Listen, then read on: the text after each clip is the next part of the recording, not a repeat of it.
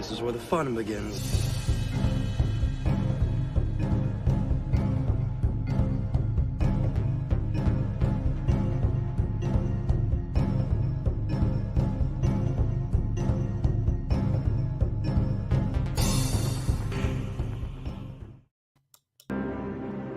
I have fought the worst of all wars and witnessed the redemption of evil.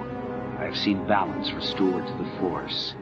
But order can turn to chaos, as it did when I was born. Now, with my loved ones and my loyal allies, I face a new challenge unlike any before. And I'm not sure at this time we can win. Star Wars Vector Prime by R.A. Salvatore, the first novel of the new Jedi Order.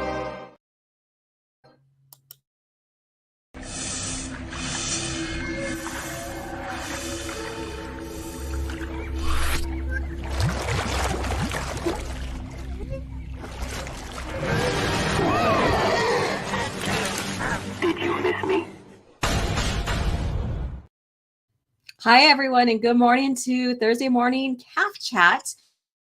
Yeah, so a little announcement here before I go in and see who has been waiting for the show to start. But I have been thinking a long time ago, or for a while now, not a long time ago, but for a while now, to switch Coffee Chat to Caf Chat. And then my good friend Tim was like mentioning that too. And it's like, you know what? That's the obvious, because it's a Star Wars channel focused on George Lucas era of Star Wars. Why not just say Caf Chat instead of Coffee Chat and go into the basic language of Star Wars? So yeah, so starting now, December 1st, I have to switch some logo titles around and stuff, but this is going to be Caf Chat. So good morning, everybody. And how are you doing? And good morning from Cali. And again, I'm having my coffee. It's black today. And I'm using sugar-free sweetener, peppermint with mocha. So peppermint mocha kind of holiday thing. And I have my merch mug here, Hope. So my Luke Skywalker and the silhouette. And inside of him, basically in his silhouette, is the binary sunset that we all know and love, that scene. So I thought I'd invert that and make new art, my own concept art, and call it Hope. Because that's what that is about. It's hope. You know, Star Wars is hope. So you can find my merch on my Redbubble and get a mug, get a t-shirt, a hoodie, whatever you fits your needs, and that supports the channel. So let's see who's in, propping in and sitting down and chatting Star Wars with us. And as we start dropping in, please hit the like button. If you're catching the replay, thank you so much. Share this out, and also let us know what beverage you're enjoying in your mug while you sit down and we start to chat about Star Wars. So I've had Batsy Universe in here for a while now, so waiting since 6:50 a.m. my time. That's what it says, the stamp says on there. So thank you so much for coming in and saying good morning and all that. And he says, prequel and Jedi Sith discussion. You never told me you spoke my language. Dr. Jones. Yeah, so we're going to have a bit of that. We're also going to talk about the Rogue Squadron. So before I get through or continue with saying hello to everybody, go check out the poll. So this is kind of swings to a different direction here, because we are going to talk about the prequel era and stuff. But I've been revisiting the X-Wing series, Wedge's stories, basically. He is my favorite non-Force user pilot ever in Star Wars. And so I thought I'd do a poll about the Rogue Squadron. However, I'm not using any of the very favorite, popular, or famous ones. Maybe a couple of them you can say, yeah, they're more famous than the others. But I'm not using Wedge. I'm not using Cornhorn. I'm not using Tycho Selchu in this. I may do one with all the really famous ones together. You can only use 4 to see who wins out. I probably have a good idea who might win out, but maybe next time. So favorite Rogue Squadron basically is Lou Jane Forge, which she has a tragic, hers is kind of tragic.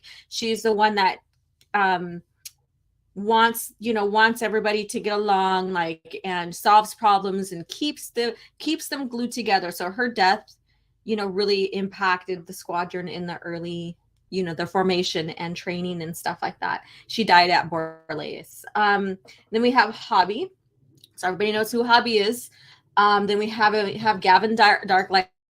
So when he came in, he was very young. He's one of those, like, when you see in history, someone wants to enlist in the war, they don't tell their correct age and stuff. So that's what he did. He came in as a 17-year-old, kind of under the light of his cousin Biggs, even though their age gap was so different, like so expansive. Like they're like 10 years, maybe 8 years, 7 years. I forget exactly what he said when Wedge was talking with him. So Gavin Darklighter, and we also know that he goes on to, become a, potentially a big influence in the Star Wars lore later on. And then we have Pesh,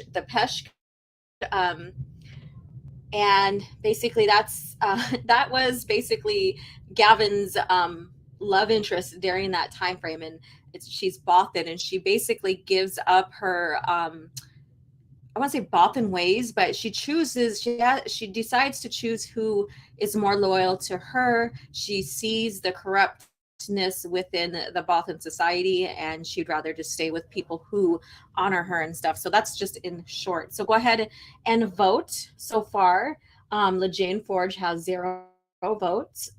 Hobby has 18. Gavin has 73, and Peshk has 9%. So go ahead and keep up the voting, you guys, and thank you for tuning in for that. And that will be up for about a whole hour, maybe a little over an hour. So we have Matt G here. Hello, Matt G. Like, oh my gosh. Hello. And then good morning all from the Fractured Filter. Good morning to you. And then we have Cody in the house. Howdy, folks. And I am having, I wouldn't say it's a special, but I guess you could say it is maybe in a sense. But December 10th, I am having a watch party with channel members at 5 p.m. It's Clone Wars 03 Volume 1. So we're not doing both. So we're just doing one so far and talking. So they'll be, watching, maybe pausing, talking about it, or maybe watching it through and then talking afterwards. So, so I'm having a watch party with the channel members as well. And so if you have not had a chance to become a channel member, please do so. I mean, I know holidays has people strapped for money sometimes, and priorities kind of shifted during the holidays. And I understand that, but like always, treat yourself to something and support the channel. And yeah, so, and then Solo Salson's in the house. What up? What's up, Vato? Cheers to you. Morning, everyone. Please hit the like button and share the channel out, or consider becoming a channel member. Yes. And Iris, good morning, Iris. Just got out of work meeting, making it. Yeah, I love that. I'm glad you're here with us. And then Holocron is here. Good morning, Alora. Hail to the chat. And then let's see here. And Matt G is like, hello. Is anybody out there? It's a good morning. And so, yeah, I've been, a little thing here is that I've been really, if you guys have been following me on my fitness and stuff, I, want to keep my body healthy. I want to keep myself healthy. I feel great. I feel great in my body. And so I told myself, since I'm doing that, because I used to dress up, or I used to dress, like sort of leggings and, tank top or whatever, I would always put a nice pair of jeans on, nice pair of shoes, whether the high heels with jeans or boots with jeans, a nice shirt. I would do myself up. That was something I did for myself all the time. And so since I'm doing my workout and I am taking care of my body better and seeing some significant changes, I thought, what the hell, go back to my old philosophy of dressing up for self, making myself feel good, even when I dress up, put on my makeup and stuff. So here you are. So I woke up a little bit early. I got me a new cute top here that has off the shoulder and stuff. So yeah, so you're going to see a more sassier OG Star Wars here. Ira says, being weird, I have decaf, blackberry, sage, and Sprite. Oh, okay. So blackberry sage tea, I'm guessing, because blackberry sage coffee probably kind of sounds weird. I don't know. And Sprite. Okay, that's cool. I mean, as long as you're enjoying it. Just water, 6 p.m. dinner. Nice. Yeah, it's morning here. So Matt G, I'm at a diner, La Fella coffee, breakfast, etc. Nice. I had myself an egg white McMuffin kind of sandwich, homemade stuff. So that was really good. In my cup, I got a vanilla nut cream, and we did them up with some cocoa mix and heavy creamer. So bad for me, but so good. So bad, but so good. Yeah, I agree. Let's see here. Morning from Stevie B. I dig these early streams, especially with the coffee. Black, then sometimes with French vanilla creamer. That sounds really good. And good morning to Stig Kenobi. Good morning, Alora. Good morning to you. And then one thing I did is that I took my Twitter app off my phone. So now I have to fully log in on the computer and stuff. So I will be on Twitter. I'm still remaining on Twitter. I'm just taking access to it, like quick access to it away from myself a little bit. And it's been feeling great. I've been enjoying not having that quick response of needing to respond to everything and just enjoying the life. And then I'll tune in, maybe on a selected time that I choose for myself to log in and tune in, share, respond, and all of that. Let's see here. Let's go down. Okay, so we're getting down to the bottom of the chat. So Phil TMT, hello. A sassier at OG Star Wars. Is it bad? I'm wanting to see this. Maybe. I don't know. I mean, I just thought, what the hell? I used to make it a priority of, just, waking up, finding a nice cute outfit or hot outfit. I don't know what you want to call it, but a nice outfit, and doing myself up, and boom, I'm ready. Like I still have days where I'm going to wear my leggings, my yoga leggings, and my sports bra or whatever around the house, and my tank top or whatever. And maybe you would think that's sassy in itself, but but I figured, you know what? Go back to my old habits because it just made me feel so friggin' good. Yeah. All right. So today what we're going to chat about, and again, if you're tuning in, go check out the poll for your favorite Rogue Squadron. I used the lesser of the famous people in there. So go vote for your favorite Rogue Squadron pilot. No Wedge, no Corn Horn, no Tycho Selchu, none of them. And we'll see what the conclusion is to that. But today's topic basically is talking about the prequel trilogy and the Sith during that time. I know we've had Sith talk already on Coffee Chat before. And then Cringe Factor is basically Star Wars, the Acolyte Star reveals the series will see the Sith infiltrate the Jedi Order. So we'll get through that and we'll talk more about that here soon. So let's see here. Let's see. Why take time off Twitter when you've blocked or been blocked by most of the shows on it? I hardly block people. I do. I get blocked more than I block. So I get blocked more than I do block. So it's crazy. I know. And Stick says he's dressed up in a boxer. I feel pretty too. What do you say? I feel pretty. Oh, so pretty. I feel pretty and da da da da. I don't know the rest of it. Anyways. Yeah, so he's a bit telling on me right here. Enjoying you laughing at my expense. And Holocron Jedi, hey, what's up? Awesome, great topic. Yes, thank you. And then Iris says, I bought some Disney Star Wars Christmas cards on sale 5% off. I couldn't help myself. They say Merry Force be with you, and have stormtroopers holding presents. Oh, well, that's different. Merry Force be with you. I know they're trying to switch up on words, but that sounds very odd to me. I don't know, but I'm glad that you enjoyed them. You're enjoying them. Let's see here. Like Just So Assassin says, Iris, cool. Yeah. Merry the Force be with you. Yeah, to me, that sounds weird. I know what they're trying to get, and I'm pretty sure they're pretty awesome and stuff, but doesn't roll off my tongue very well, but that's pretty cool.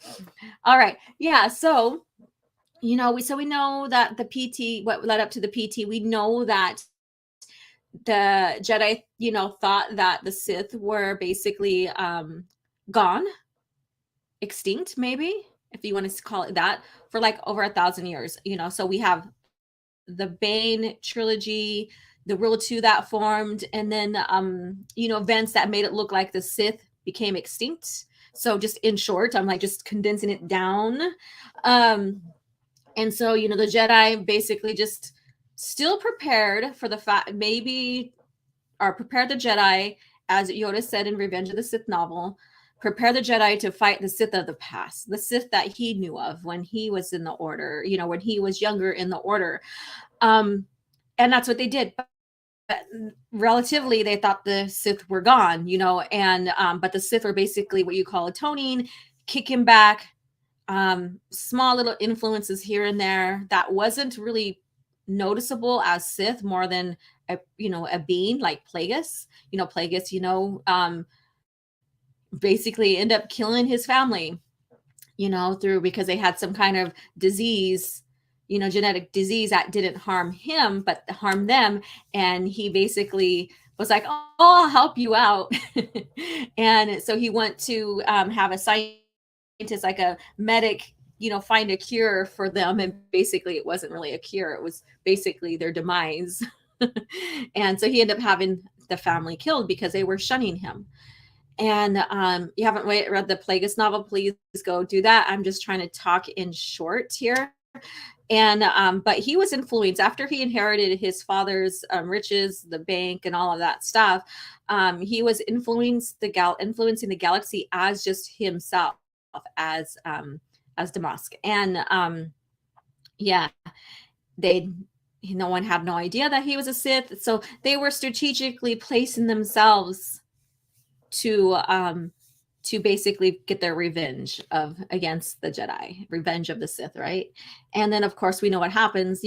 Palpatine basically, from the rule of two, kills his master, and everything that was set up between them and them together, he basically was the benefactor to that. And so he was already in politics as well because of his family's name. And so he just basically maneuvered himself into politics even more, which we get into the Phantom Menace. And he already has like control of both sides. He already has influence of the Trade Federation, which after the Phantom Menace, Trade Federation basically kind of goes away, and everything turns into the CIS, the Confederacy of Independent Systems, or however you call it. Let me see what you guys have to say. Let me see. Batu is here. Hey guys. I'm sorry I'm late. Voted Hobby. He's the only original one on the list. Well, I'm not, this is not about the original one. This is about lesser known Rogue Squadron. Yeah. Let's see here. The Sith planned for about 1,000 years per the Phantom Menace lore. Correct. They had 1,000 years of growing power and knowledge. Yeah, and they were studying the Jedi. And Palpatine basically was the benefactor to that. So yeah. And is there a good Darth Plagueis audiobook on YouTube? Soul Assassin. So maybe if the Audible book on Amazon is, I think, abridged. I think. I could be wrong. Okay. Let's see here.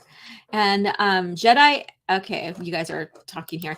Yeah. So we have, Palpatine setting himself up and then realizing that Anakin, this 9-year-old boy, is basically the most powerful Force user ever seen so far, and even more powerful than Yoda, and considered to be the chosen one, which before he killed his master, Plagueis, kind of realized that in the Darth Plagueis novel, as they were manipulating the Force then, decided, well, I'll show you, and I'll counter you, and picked a random nobody on Tatooine, Shmi Skywalker, and, and there you have it. She had Anakin. And that was a way of the Force getting revenge back against them. And it goes into the prophecy. And I know last Coffee Chat we did talk about the prophecy, I believe, or the one before. The Fractured Filter says it's unabridged on Amazon if you want to go that route. Okay. All right. So if it's unabridged, then that means it's the whole story. Get it.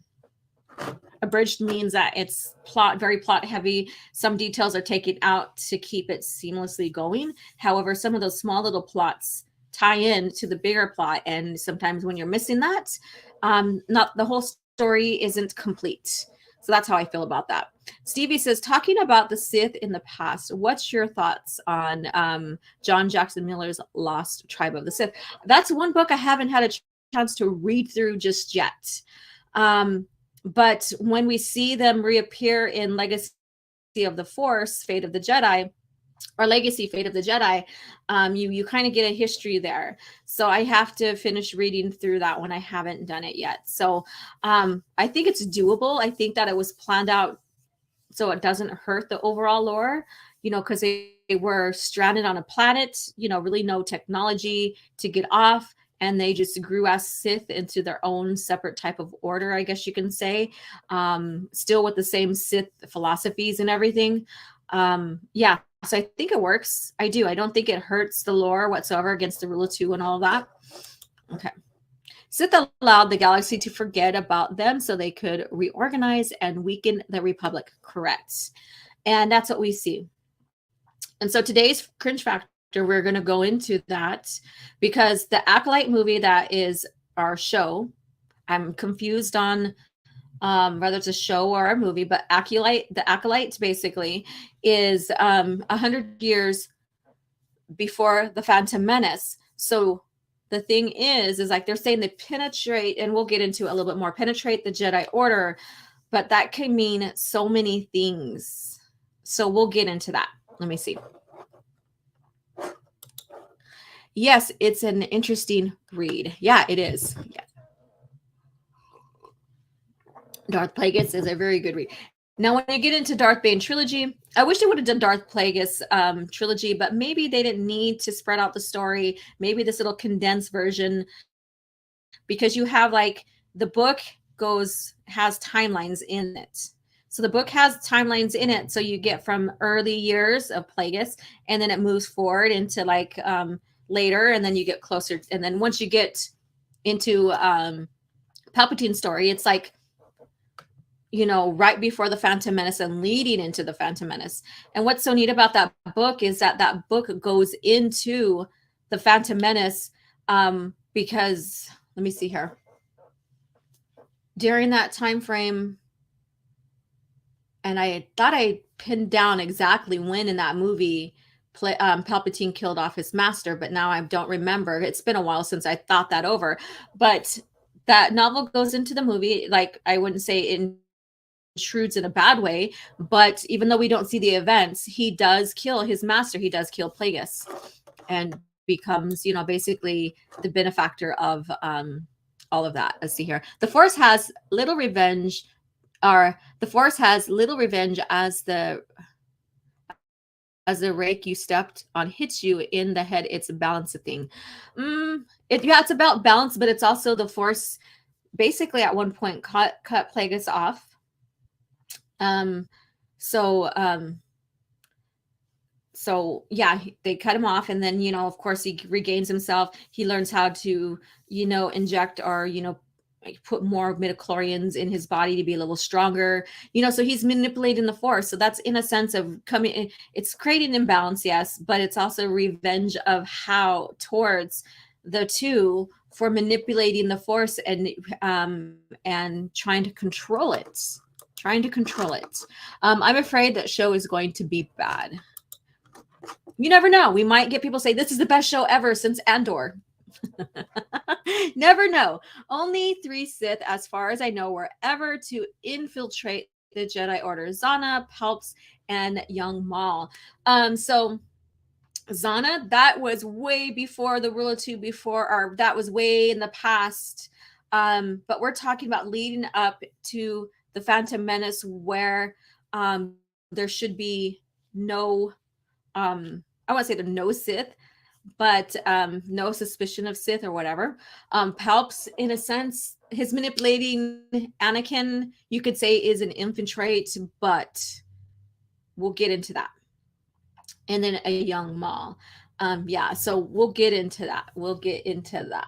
So, but I think in the new lore, in Disney lore, they had, and I think that Dooku was not a Sith yet, but he went in and destroyed, like Yoda just allowed him. He's like the lost 20, And he's like, oh, we love you still, Dooku. Just go ahead and come in. And so they still let him in, even though he was the lost 20. They still let him do whatever he want, come in and out. So that's kind of foolish of Disney Star Wars to have that done. But they had to find a way for him to be the one that destroyed, like find a way. Because since they decided to toss everything EU, they had to find another way to tell the story.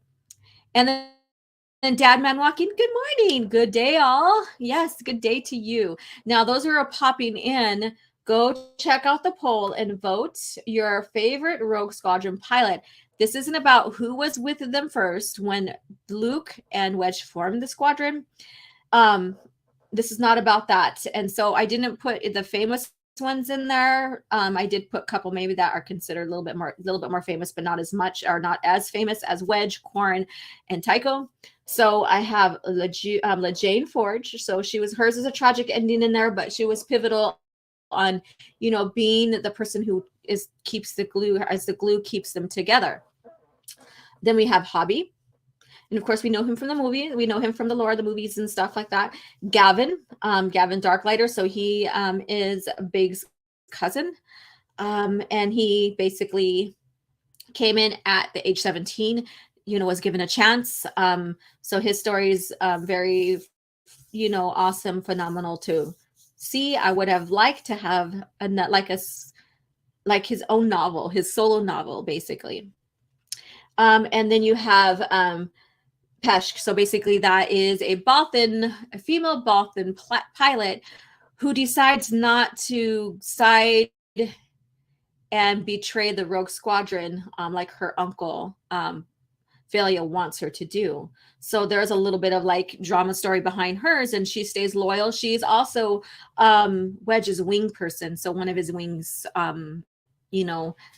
and so that's something to go back and read is the X-Wing series, the X-Wing comics, whatever character you like, go and explore them throughout the, entire timeline.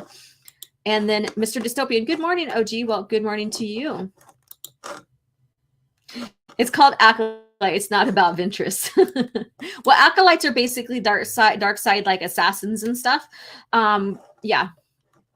Let's see here. I'm going to buy me a copy of Darth Plagueis today. Definitely a million times better than Disney Star Wars. Yeah, if you can, try to get without the Legends label. You know what? I'm gonna go ahead and look up some after we're done here with Coffee Chat or Caf Chat.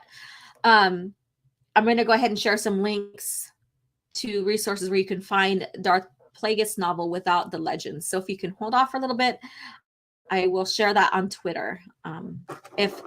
Unless Assassin wants to share a link here. I mean, no, you don't need to, you don't have to, but just to help a brother out. Orange Chat Review says, I am here. Yes. Hello. And says, the rat did my girl Yaddle dirty. Long live the one below. Yeah. So her death, I don't know.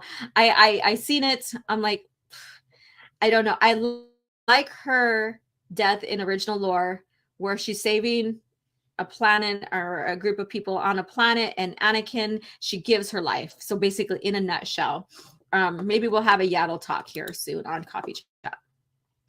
Yes, maybe we'll have a Yaddle talk. That sounds funny. Let's talk some Yaddle. And Batu says, I don't agree with Anakin and Dooku being infiltrators. They're just traitors. No, yeah, Anakin is not an infiltrator. He was just manipulated.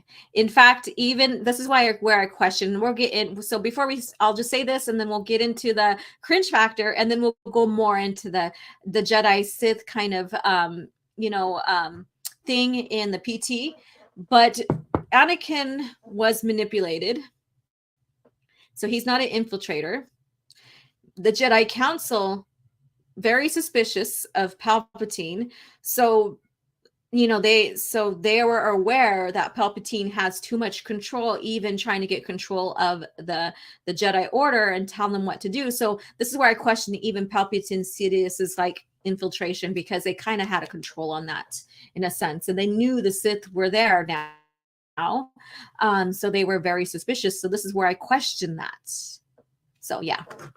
And Benzo is here. Hello. And then searching. Yeah, thank you so much. I mean, thank you. We can share. You could share it here. You could share it on the YouTube community and Twitter. But finding something that's not in great quality, that's not Legends label, that's the way to go. Mr. Dystopian says, I'm guessing the Acolyte will present the seeds to showcase Yoda being a failure. They're already doing that. They already did that in the High Republic. I think I've talked about that before. So they're set. He's like, basically, he's not allowing the Jedi of the High Republic to experience the Force in their own way. So he's starting to take that away from them. You know how like, the Force is music for me, or the Force is leaves for me, or the Force is this for me. You remember that. So he's now not allowing. Later on, after that, he's gonna go into what you call a dogmatic and stop them from experiencing the Force the way they want to. So basically, he is like a dictator. F the rat. F the rat. All right. And then, hey, our RC Scott, how are you doing? Yeah. Let's see here. Green Man back. And then David, hello. I'm not too familiar with the upcoming Acolyte film or series. Is it set between Revenge of the Sith and A New Hope? Nope. Like Andor, or is it post Return of the Jedi? Nope. It is 100 years right before the Phantom Menace. That's where that's set at. So check this channel for fan audiobooks. Yeah, so that I've been following for them as well. So let me go ahead and share this article here. Okay, there we go. So I'm going to read the article. We're going to go through things, and I'll go back, as always, to check out the chat. It is freaking cold. I don't have a heater or AC in my studio. I do have a ground heater, but the thing I think needs needs to be fixed or whatever. But if you're coming in, please go vote for your favorite pilot. Legion Forge, she's at 0%. Hobby is at 24%. Gavin Darklighter is at 68%. And Peshk is at 8%. So Gavin seems like the most popular one here so far with the majority of the votes. 25 votes so far. Get your vote in. So let's go ahead and check out the Acolyte here. This is from the Bespin Bulletin. I had countless people send me this in DMs on Twitter. Did you see this? Or even tag me. Did you see this? Did you see this? And I'm like, well, I guess. And I had another one planned for Cringe Factor portion of the show. And it goes into the Chosen One again. We did talk about the Chosen One already. So I decided to go this way because it looks like they could be breaking continuity to the movies. Now, I always say continuity to the movies and also EU because the EU and the movies, set up the EU for the path that they need to go. And original EU, the original lore, classical Star Wars is what I'm calling it, classical, because classical is the original stuff, right? It's the better stuff. It's the original stuff. Original classical. It's set up to, my point is that they worked as great as the best of their abilities to keep continuity to the movies. And that's what made it very phenomenal. Yeah, there was ends as they started growing, like stuff that was brought out in the EU in the early years. They had to start, retconning and correcting and course correcting the lore, which that happens. Especially when you decide, okay, we're going to start keeping more tighter continuity because that's what our fans like, right? So they had to, go and do some corrections, which we are all aware of. And it's not bad whatsoever. When you look at the EU overall, it's not bad at all. There's a lot of great continuity going on. There's a lot of great, going back and correcting, course correcting, and setting things straight. So it's one time, seamless history of lore going on in Star Wars. So when you get into the Phantom Menace and into the PT era, we know already by the movies that the Sith, especially the OT, So the OT and the PT basically together as movies, they set up that the Sith were gone for thousands of years. They set up that the Jedi were the guardian during that time frame, and that there was relatively peace for that thousand, like relatively, I just say with, quote fingers, I guess you can say, because we have the Stark hyperspace wars, the Stark Wars, or whatever it's called. We have those little conflicts going on, which involve the Federation, the Trade Federation, and that's like like Obi-Wan is a young Padawan, so was Quinlan Vos. So that's kind of like something that happens pre Phantom Menace, but we really don't see much of Sith going on during that time frame. So let's see here. And I'll get to reading here pretty soon. Sadly, your best chance at finding a book without the Legends banner is at pawn or used bookstores. They're expensive online. Yes, like there's certain books, especially if they're very especially when they're very, very popular, like Darth Plagueis. Those are hard to find without the labels. Acolyte is trying to replace Darth Plagueis novel. People are thinking that possibly this is going to have Darth Plagueis. So we'll see here. So let's get into this here. So, I gave a little bit of, there was conflict, but, pre the Phantom Menace, but it wasn't necessarily with the Sith. Yeah, there was, like I said, Plagueis and Palpatine set themselves up really well. Like the Sith set themselves up really well. They were like this shadow, or just like this mere thought of like, oh, the Sith are, probably gone, not knowing that these beings that are very influential are the ones that are Sith. So, that was a really amazing how that was played out, and it doesn't hurt the lore. So my point is, this could possibly go to the point of like a Sith literally infiltrating the Order. So we'll see. Hello there. Before we continue the article, okay, so we're not going to read that. During an exclusive interview with Tech Raider, star of the Acolyte, Delphine Keen, I don't know if I said that right, best known for her work in Logan and the HBO series His Dark Materials, briefly discussing the upcoming Star Wars series created by Leslie Headland, which is currently filming in the United Kingdom. Keen couldn't say much regarding the series, but did let slip that the series will see the Sith infiltrate the Jedi Order. Now, mind you, this is 100 years prior the Phantom Menace. We know Plagueis lived for like 100 years. In fact, I forgot his birth year, so let me look it up real quick. And it could be different in the Disney lore, Disney Star Wars lore. But let me go ahead and see what it says for his birth year, because they could be putting him in, which means that they aren't going to be true, okay, Disney lore, they don't have his birth year. But in the classical lore, the original lore, I believe they do. So we'll check that out.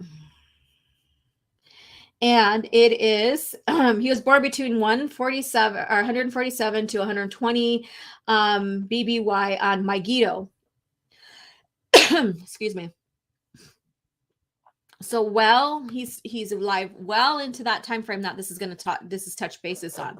So how many of you guys think, before I read more into this, how many of you guys think that they're going to add him into the lore, since he's already supposed to be canon as Palpatine's master? So do you think that they're going to actually bring him in, or do you think it's going to be a female Sith?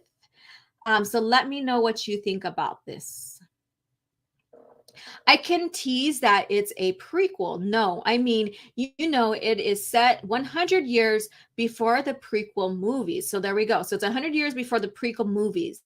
We know in the original lore, Plagueis is already alive because they have like a broad time frame of when he was born. And it's kind of an explained it's kind of an explanation of how the Sith infiltrated the Jedi Order, the Jedi. It's a Sith-led story which has never been done before. Well, we're just talking about a Sith-led story, Darth Plagueis. We've talked about a Sith-led story of Darth Bane that sets up the future. This right here, what we're talking about, the Sith and the prequel era.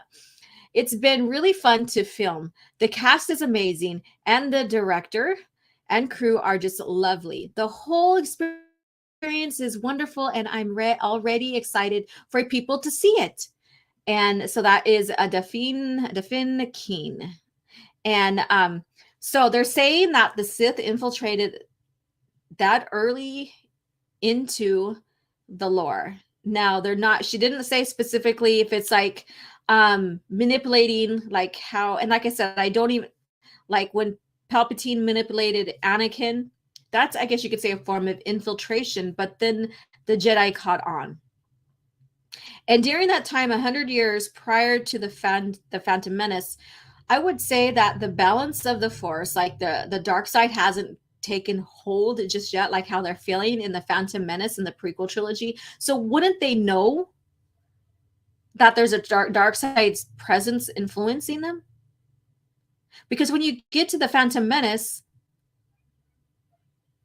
they're starting to feel the dark side. They're starting to feel the dark veil coming down on them. And it hasn't been, it's I would say that dark veil hasn't been over them, or they haven't been clouded by the dark side for over 100 years. So this is going to be very interesting. And I think there's going to be, again, rebuilding, not rebooting, but rebuilding of the lore and how people see the movies. They don't have to reboot the movies. All they have to do is rebuild the EU around it. So when people read and watch the shows, read the novels, watch the shows, all of that, that now they'll be looking at the prequel and the OT in a different light. So you guys don't be fooled. Like even Andor is changing how you look at the OT, how you're looking at how the rebels formed.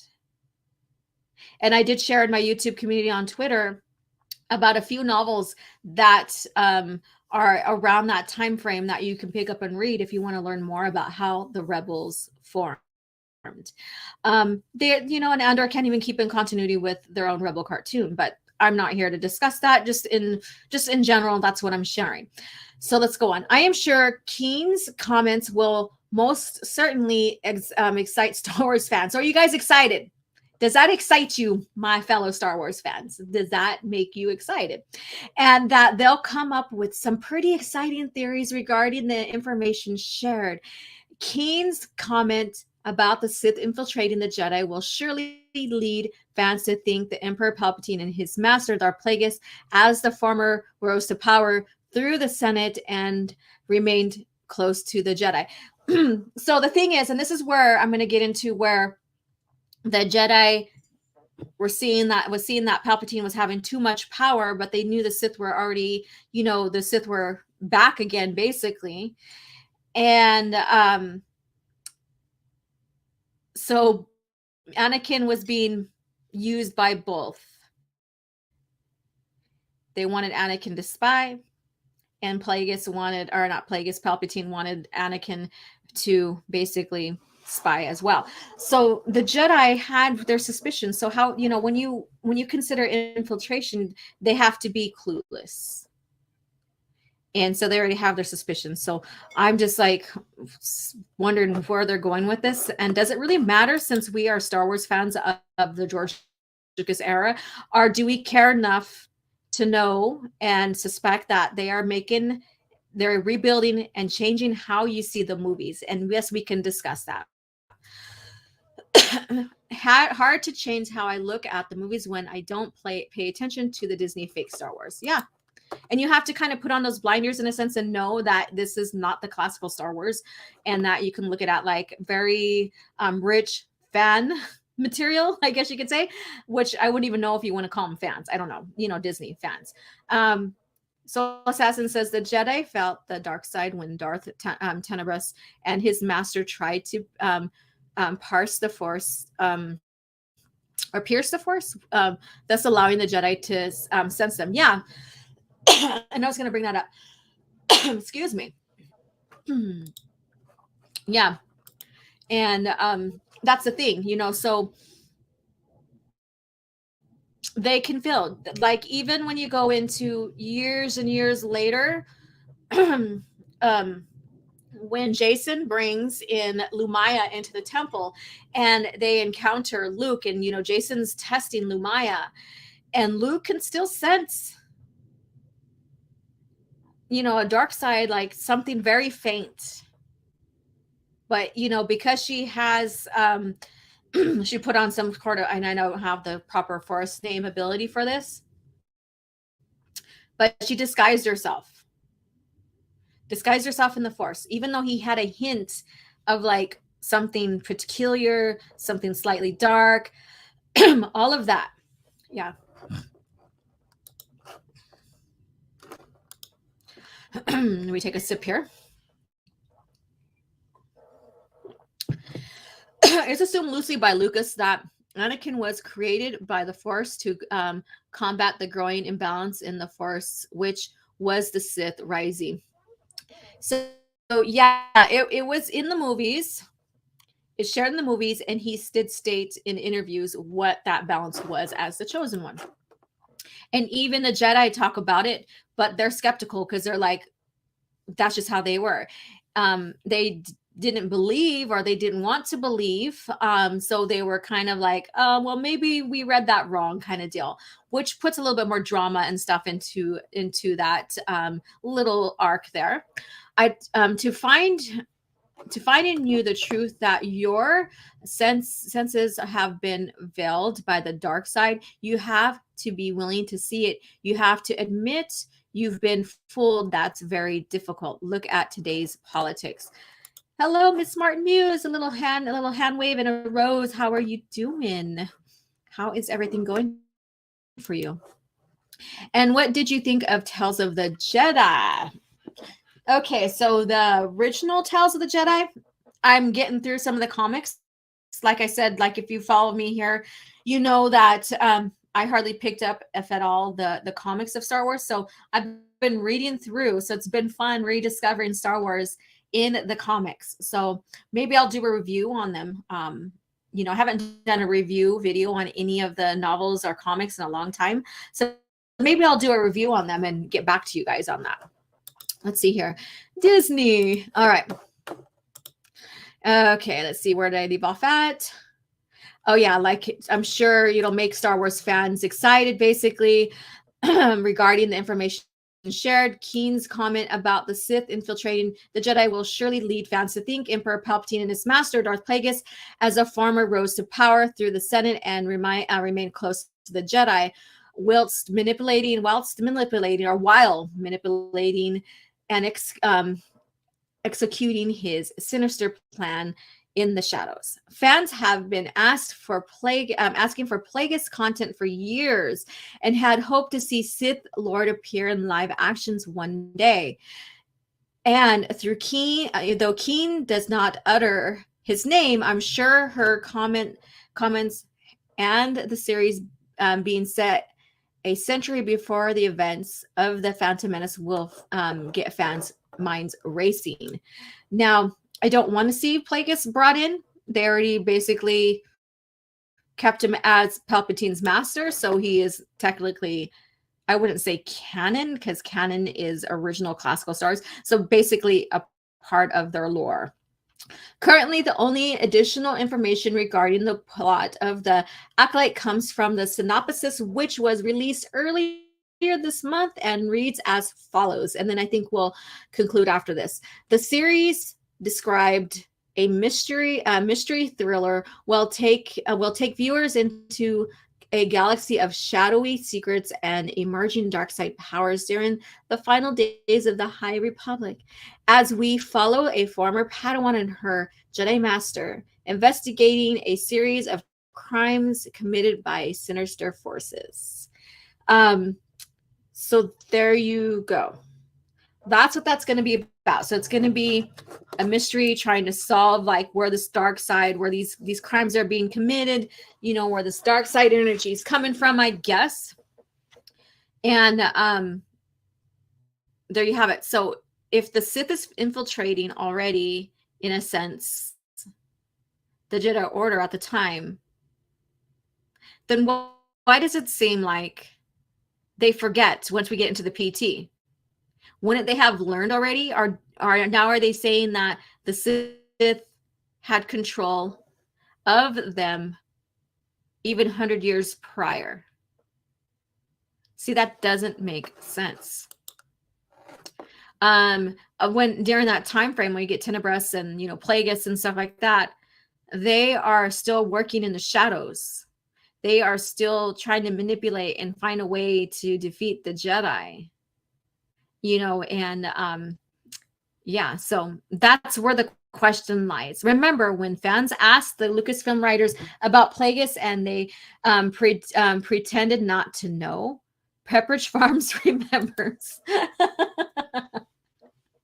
Yeah, Sith grew so strong, I think, after the Phantom Menace when the Jedi discovered the Sith return and Anakin, the chosen one, in their hands. The Jedi must have had an epiphany. Oh shit, the Force is doing things. Ha ha ha. The Force is always doing things. The Force is always doing things. Now, when you're manipulating the Force and the Force doesn't agree, then yeah, shit's gonna happen. Shit's gonna happen. No one knew that Anakin had to go to the dark side to destroy the Sith. The way the Jedi seen it, and this is how I see it, how I interpreted it from what was given to us, is the Jedi thought that a Jedi would go in and basically relatively stay in the light side and destroy the Sith. You know, prophecies are vague. And I've been in this debate with people on Twitter and so forth about the chosen one. And some people are like, well, he went dark and blah, blah, blah, blah. You know, so they're casting this like shadow, no pun intended. They're casting this shadow on the chosen one theory not being true because Yoda, you know, questioned it. Mace questioned it. And then you have Obi-Wan like saying, you know, you're supposed to destroy the Sith, not become one, you know, so they're like, so that prophecy wasn't true. He was never the chosen one. However, the prophecy doesn't necessarily say a Jedi, really. And I should have pulled up the prophecy. And it doesn't say how the Sith is going to be destroyed to bring balance back. And the imbalance, again, is the manipulation from Plagueis, Palpatine, and even those before him on trying to find ways to control the Force to get rid of the Jedi. So that is the balance. That is the balance. Balance is not. And this goes into that other article that I was going to share here, but they're saying basically in the Star Wars lore, balance is between the light and the dark. And that is pretty prominent when you get into the Disney trilogy. And that's what they try to say. Balance is between the light and the dark, which is very, very odd. It's not ambiguous. George said that balance basically is the light. And, you know, and when we get into the chosen one, restoring balance, that's destroying the Sith that created this dark veil over the galaxy and control, manipulating the Force, all of that. You know, so that, you know, destroying them are those people involved, those Sith involved are the what's restoring the balance back. Balance is trying to be the best you can be, but no one is perfect.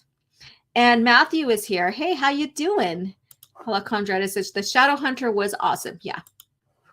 And then OG, you know better than to speak with shills, especially uneducated ones. Yeah, and that's it. So let's go ahead and take a look at the poll here. So if you guys are tuning in, and thank you so much for tuning in. We still, LeJane basically still is at 0%. So no love for the girl. Hobby is at 30. Gavin is at 64, and Peshk is at 6%. So that's the standing so far. So you guys still have about 10 minutes to vote. I'll go past the hour. So if you guys haven't had a chance to vote, like I said, I did not put like any of the famous ones. I think maybe next week we'll do Wedge, Korn, Luke, and Tycho. We'll have a big four against each other. The big four. So we'll do that. And we'll see who wins out of that. And then maybe I'll go through, like we'll take note of who wins this one. Next week, we'll take note of who wins the big four. And then maybe I will use Rogue Squadron later, like in the new Jedi Order. Or maybe Legacy, because the Rogue Squadron stays intact all the way into like even Kate Skywalker's generation. And so we'll do like a series of that, and then we'll put the top four and you guys can vote the top four. So we'll narrow that down. We'll do 4 polls like for the whole month. It will be Rogue Squadron voting. And then January, we will go into the top 4 that was picking from all of these to see who is the ultimate winner. So we'll see, because, we have Wedge, we have Tycho, we have Luke, we have Corn Horn, we have, there's a few of them. We have Tycho Salchu, all of that. And then we get into Jaina, we get into Jason, we get into, I forget when exactly Gavin gets promoted out of Rogue Squadron, but he's on this list now, so we'll see. And we'll go from there. So we'll make this fun. This will be a poll. This will be a Rogue Squadron type month when it comes to the poll and doing more discussion with that in general. Sith were slowly put in strings for centuries. Right. Yeah. Using every possible field with the Republic, politics, economics, engineering, science. Yeah, exactly. That's what it was. And they were doing it in secrecy. So they were still, they weren't necessarily using the Force, so they wouldn't be suspected, because Jedi can sense that.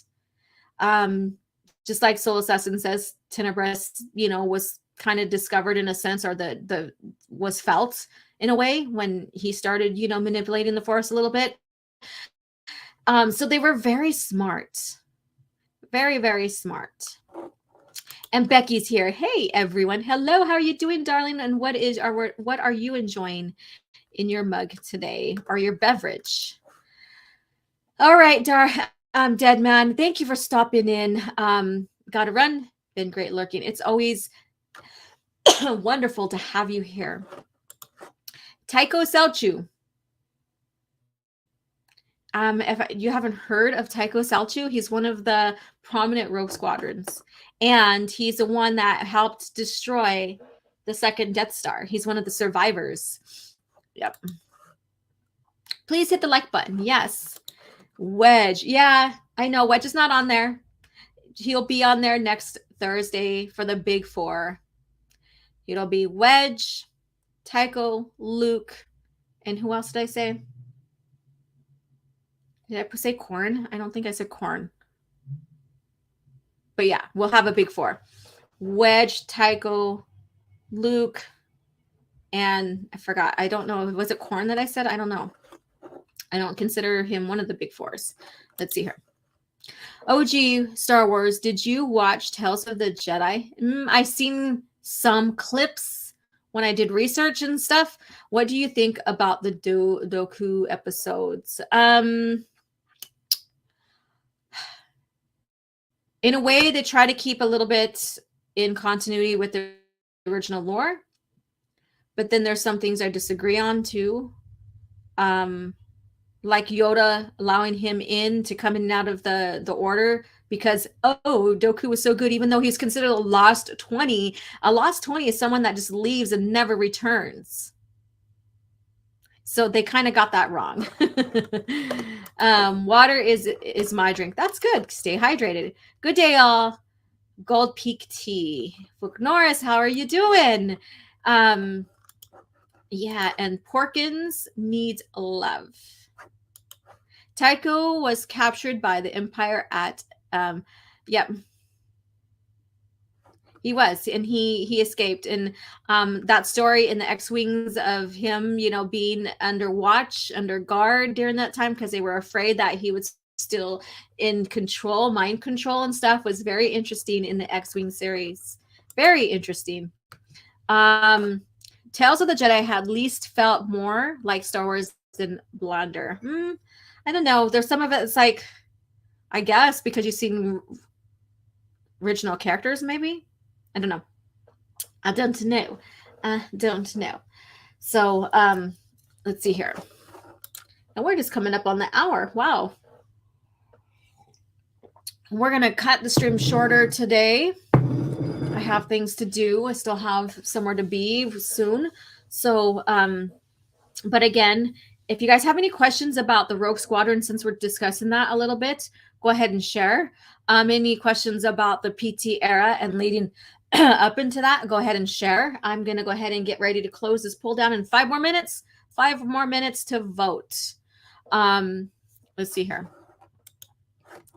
Yeah, Lucasfilm writers don't have finesse or lore savvy skills, or at least canon respecting qualities. Yeah, and that's the thing, and that's the fans that they're going for, and that's predominant. You see that, especially with the encounter I had with a certain YouTuber on there about Tusken Raiders and Native Americans being similar or being alike or what have you, and gaslighting fans. Like the way you talk about Tusken Raiders really is clear on how you think about Native Americans. And that's basically gaslighting fans because, first of all, a lot of fans, especially classical Star Wars fans, can distinguish between reality and fiction. And this also goes into the PT era of the people, the media, and then people who just blindly follow what media has to say about how George is racist on creating characters that are like a mock of Jewish or whatever, or like Jar Jar being Jamaican, and and falling into those racist tropes, I guess you can say, these racism ideologies that George was basically stereotyping and being racist. So so we have that going on, and it's none of that. And even the company and George basically sent out statements about that was never his intention, and that's not what they are, and that you are friggin' foolish if you see and correlate people with these alien species who are basically not of this world. They're fictional characters. So yeah. If Raiders are based on anything, Terran, it's the Bedouin. He basically just, okay, so this is where we're going to get. So he says in a quote that someone quoted him, and it doesn't have the full interview, but someone was doing the research, and I shared this on Twitter. So basically what he says is that when you see Tuskens, you should think about the Bedouin. When you look at people, and this is where he goes from inspiration and kind of keeping like true to how people survive in such a harsh climate. So when you look at the people of the desert, they're covered. They are covered in like medium to dark, usually medium to dark apparel, which reflects the sun, and it protects the body, what have you. But Tuskens, so they have those robes, they have those garbs. However, they wrap themselves up completely. Which, in our reality, in real life, people of the desert don't. And so that's the difference. So he just took inspiration of how people cover and survive in a desert atmosphere, in a desert climate, basically. And he's not there. He's not mocking any culture. He's not saying these cultures are barbaric and savage. He just used the clothing for inspiration to make it look real, in a sense that they are being covered. And there's other reasons why they're covered if you get into the Tusken lore, but he's just making it look believable based upon how we see humans on Earth dress for that environment. Let's see here. That dude has issues comparing a lot of creatures and aliens to people today. Yeah, he does. And he blocked me, and that's fine. I went back and was looking at that particular post tweet, and a lot of people, he got a lot of backlash from it, which you could say rightfully so, because no way should anybody be made to feel bad for maybe talking about the Tusken Raiders or any type of character and then being called racist or phobes, because it's fake. It's fantasy. It's fake. It's not of our reality. Everybody has their favorite Jedi. Everybody has their favorite, Imperial. Everybody has their favorite Sith. That doesn't mean you're a fascist. It doesn't mean you're this or that because you might like one of the villains. It just means that you like maybe their tenacity and how they can influence, how they can manipulate, and what have you. Doesn't mean anything on your character in our life, in reality. So that just takes away the fun of, as a fan, being a Star Wars fan, basically, and enjoying the content that you're given and just freely enjoying it without, having to worry about people calling you names and stuff. So we're at that point where people are like, if you like Palpatine, you're a fascist. No, that's not exactly what it means. It just means that you like a fantasy villain because of maybe the tenacity of their manipulation and stuff like that doesn't reflect your views of the world here. So just like you might have like a Jedi in their ways. So yeah. If the Acolyte runs for multiple seasons instead of being another one-off like Boba Fett and Obi-Wan, is it possible they might make it an origin story for Palpatine and Qui-Gon Jinn? Why would it be an origin story for Qui-Gon Jinn? Anyways, I don't think so, because it's 100 years pre the Phantom Menace. I would hate for it to be turned into an origin story for them. I always thought the Tuskens were interesting. Yeah, they're interesting creatures. No, because they're just characters. They're not real. It's about enjoying the fun of it. The stories, correct. These writers are making the stories for modern audiences, quote unquote modern audiences, to protect their sloppy writing, maybe, and also just wanting to put in today's politics, which really is not necessary. Let's see here. All right, you guys get your vote in. If you haven't had a chance to vote, I'm getting ready to close it out now. Let's go ahead and take a look here. LaForge, or LaJane Forge, LaForge, 0%. Hobby, 29. Gavin, 66. Order, 66. And then Peshk is at 6%. I'm ending poll here. So there you have it. Gavin is in the running for the main poll for January, the beginning of January. Next week will be about the big wigs here. So Luke and Wedge and Tycho. And I forgot. I keep on thinking about Horn, but I don't know. I thought I said someone else, but we'll see. I'll have to go back and re-listen to this here to make sure. Okay. I like Palpatine because I like unlimited power in Bunas's voice. And let's see, because George gave characters like Dooku lots of good depth. He's a villain, well written. They're intriguing. I can say the same about Darth Vader. Darth Vader is the all-time greatest villain in movie cinema history. No doubt about that. And Star Wars at the time was groundbreaking.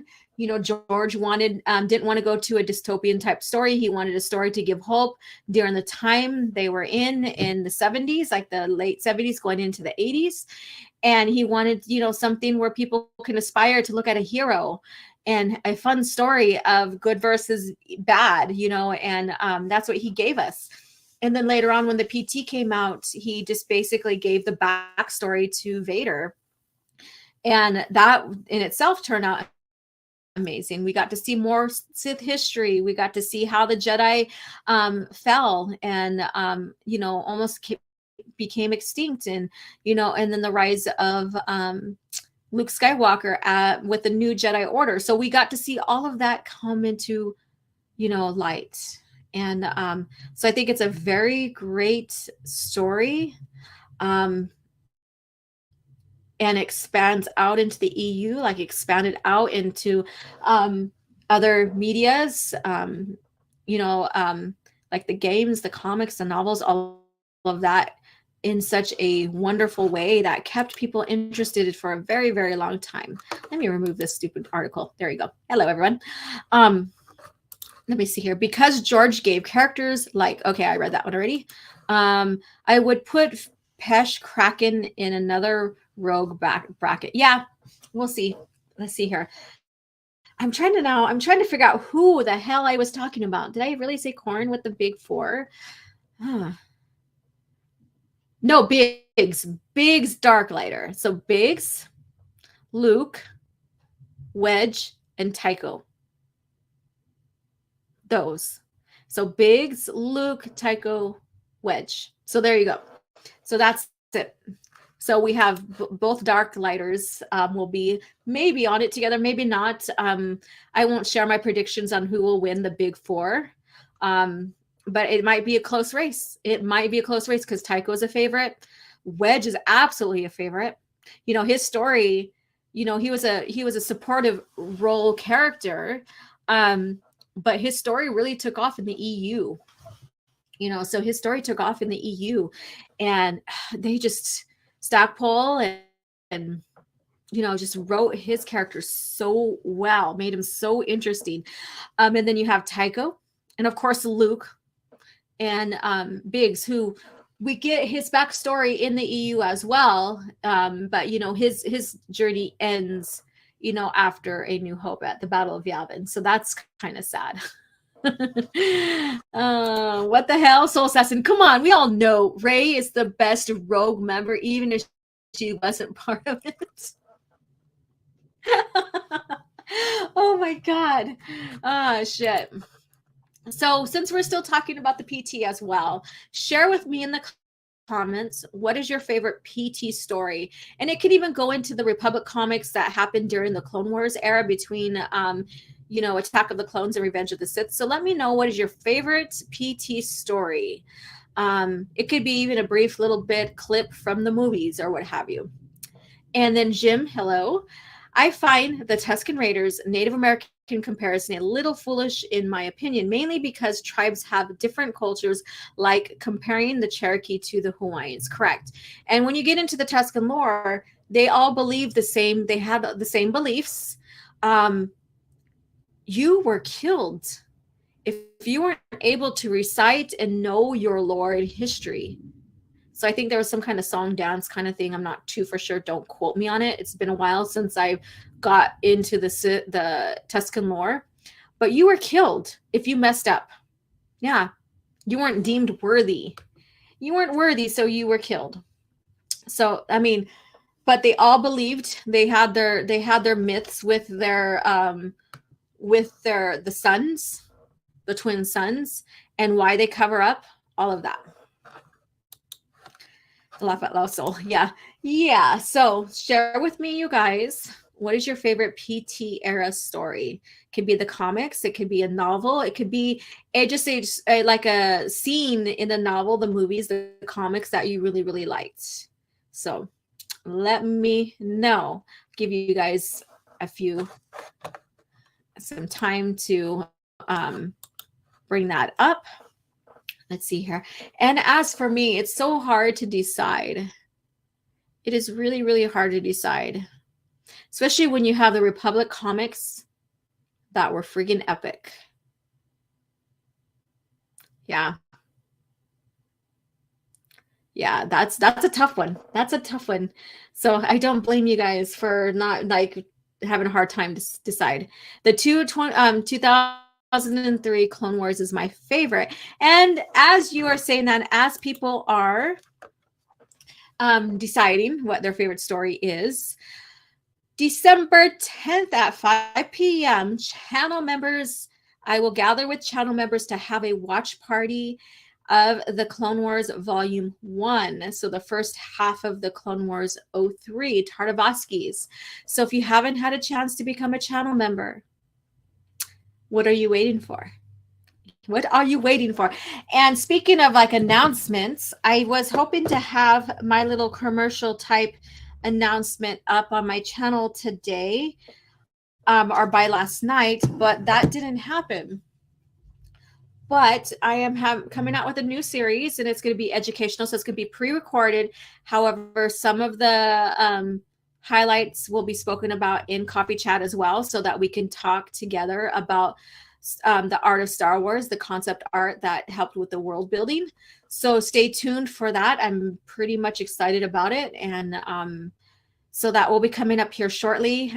Probably the very first video will be an introduction to who, George creating Star Wars, and, and who he called upon to help create this concept art.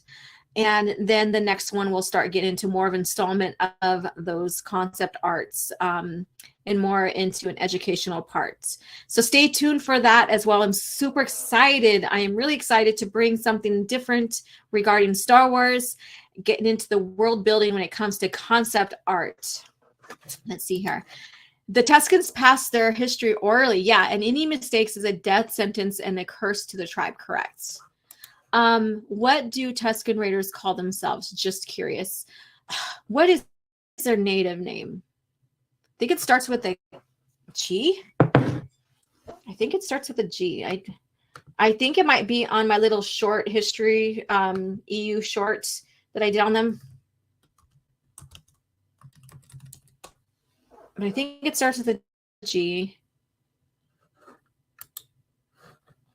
Probably Ferris Olin and the Last of the Jedi. So that happens right after the PT, or at the end of the PT era. So interesting, cool. That's a good one. That's when we see Obi-Wan having to leave, but there's a reason. There has to be and the company stated that it has to be a very good reason for Obi-Wan to leave. Let's see here. I'm trying to check out to see what they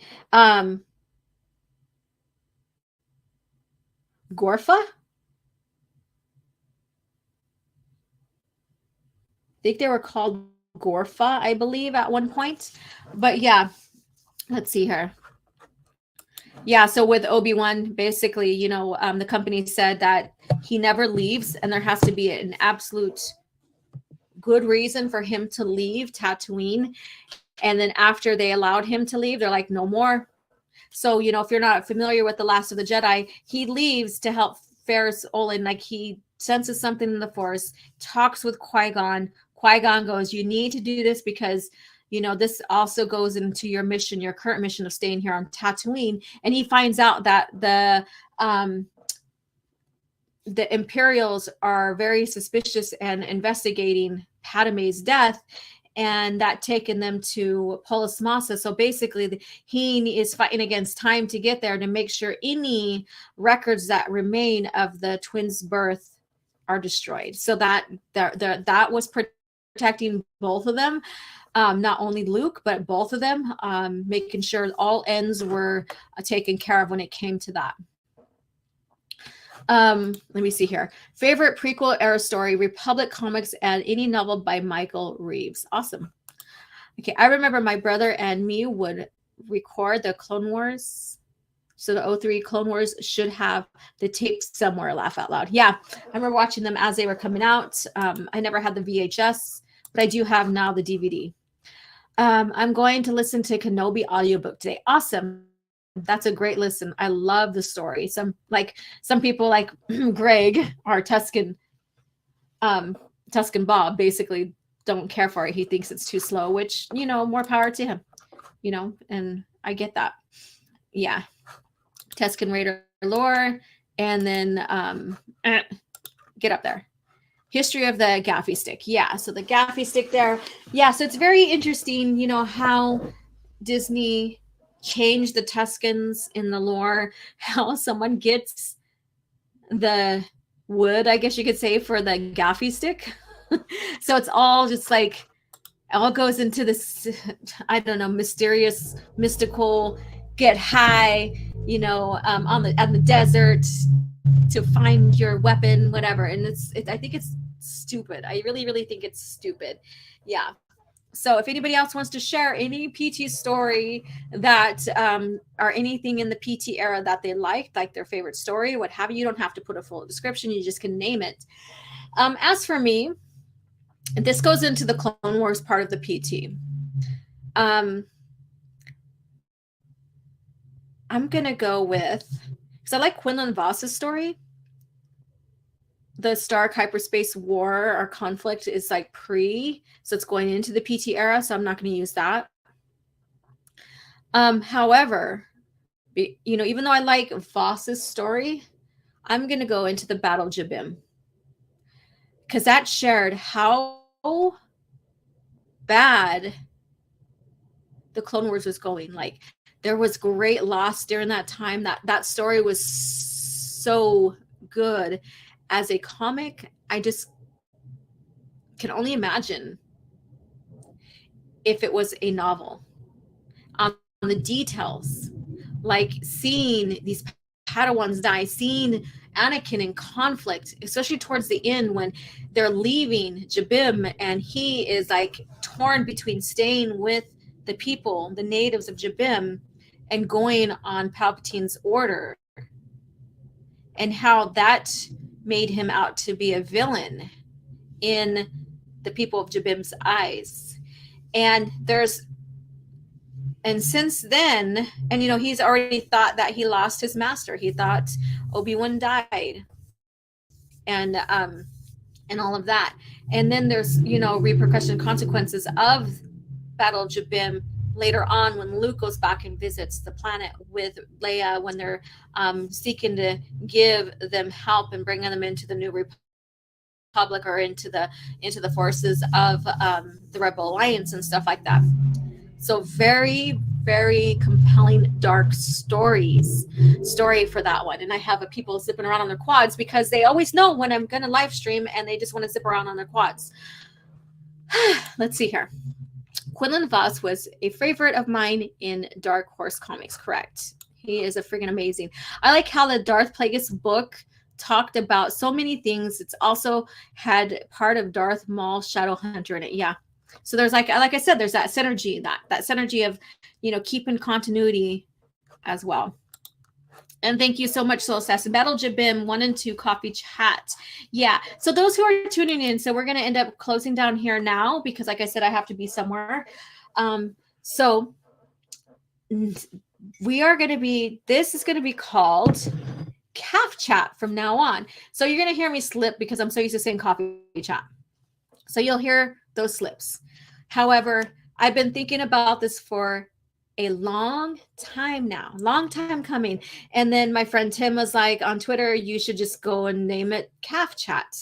And I'm like, yeah, I've been thinking about that for a while, you know? So I decided December 1st, you know, I'm bringing a new series into the channel. Might as well, you know, rename Coffee Chat to Caf Chat into the basic language of Star Wars that, you know, since this channel is George Lucas era Star Wars centric here. So Caf Chat will be, again, you might see me slip up and say Coffee Chat now and then until I get used to the, you know, into the phrasing and saying it, repeating it, or what have you. So like my little emblem that I usually have on the top here, let me go to my brands and wait, is it my brands? Yeah. So if you look up at the right hand corner, upper corner, I usually have that. So I'm going to have this redone to where it's going to say Caf Chat instead of Coffee Chat. I still like the Leia handing you coffee here. I might clear out the white. So on the outside, so you just see the circle, like how I have Hope here, where, you know, everything, you just see the whole outline. You don't see any background on it. So you don't see a box. So that will be changing. So I kept it on my Hope here, my Luke Skywalker Hope. So I'm excited about that. I'm excited. It's been a long time coming. I almost did it like a few months ago, and then I was like, no, I'll just keep Caf Chat or Coffee Chat because it's, people are familiar with it. Let's see here.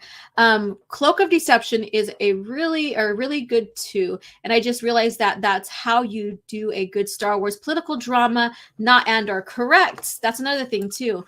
So maybe conversation on YouTube, Twitter, or the Twitter, YouTube community is what stories make a good political drama in classical Star Wars. You guys could share that there. We can bring that open for discussion there. Not bashing Andor, so let's not just say, not Andor or whatever. Just say, I like these stories because I like how it makes a good political drama. Just like the X-Wing series has its political drama. And no Jedi, other that it refers to, because Cornhorn's has discovered his lineage within the Jedi. So it has that.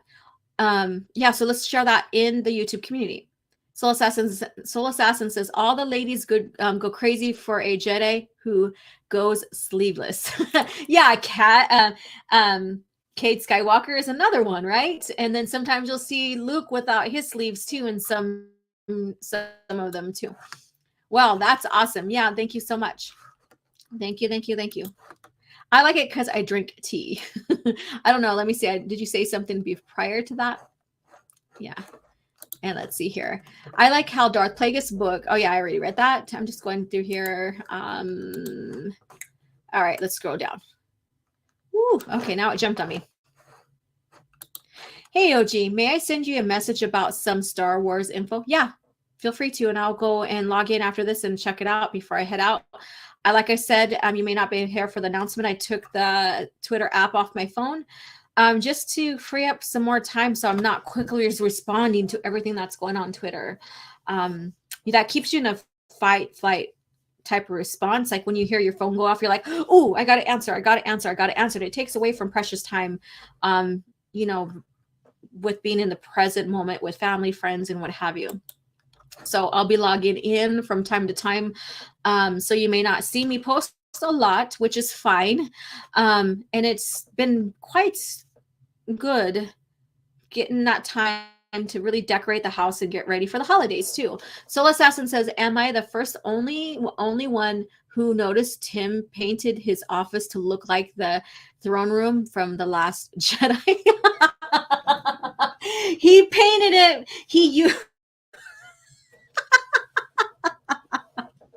Oh my God, I gotta go soon, but I will answer this. That is Palpatine's office, his office color red.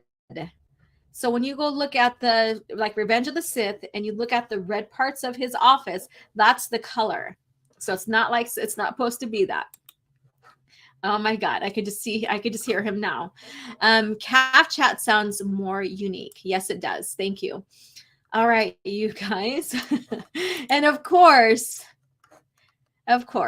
And then do I know Arabic? Kind of not.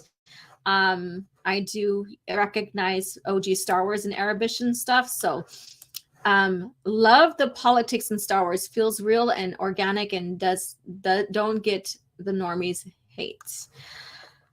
Let's see here. Whenever you reply to me that. Okay, awesome. All right, you guys. So thank you guys again for tuning in. Next week, I will announce the topic early coming this week for next week. Of course, the poll will go into the big four of Rogue Squadron. Gavin Darklighter is the one that won this, so he makes it on to the final round. We'll see who makes it out of the big four to the final round, and then we'll go from there. And then, like I said, in January, we will go ahead and do the final poll. Let's see here. George simplified the politics in Star Wars, correct, but left room for fans to explore the complexities. Right, exactly. So again, stay tuned for Cringe Factor subject as well. Sometimes I like to go off of lore and talk about lore that this Cringe Factor review or portion talks about, so that you get the original classical lore versus what they're trying to do. Sometimes I don't do it that way, so stay tuned for that as well. And then once I get the Art of Star Wars series going, then we'll incorporate Art of Star Wars talk within Coffee Chat as well. So I'm super excited about that. So a brand new series coming up. So thank you guys again for your continued support. If you're catching the replay, please hit the like button and share out and leave me a comment below and maybe share, your favorite PT era story. And whatever questions I asked here, please share in the comments below. And as well as becoming a member, so we can all sit down and do a watch party together on the Clone Wars 03 Volume 1. I look forward to that with you guys. Thank you again, and may the Force be with you. The fate of the galaxy is now in your hands. With the new LEGO Star Wars Slave 1, you can load Captain Solo, arm your weapon systems, man the cockpit, and take off with the most feared ship in the galaxy. But watch out for rebel ships. No matter the enemy, no matter the firepower, you control the action. With the new LEGO Star Wars collection.